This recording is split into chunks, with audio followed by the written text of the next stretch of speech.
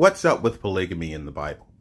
A lot of Christians question why some of the men of God had multiple wives, even though they're supposed to be men of God.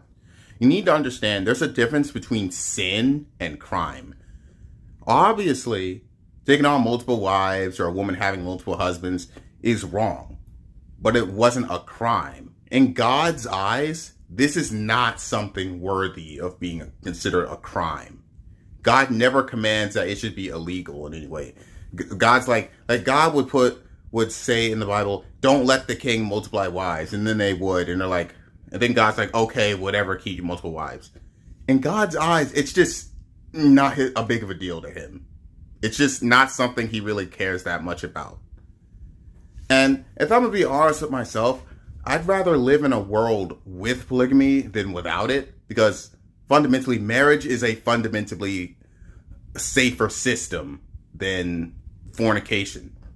So, if I had to choose, if I were to go back in time and live in a time where polygamy was legal, I feel safer in that time, because I think that's just a more stable society, in my opinion. Again, you gotta understand, some things are not worthy of being illegal in God's eyes.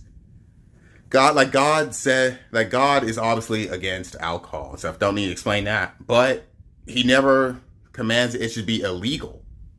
He never commands that it should be illegal, because in his eyes, it's not worthy of being considered a crime. You got to understand that.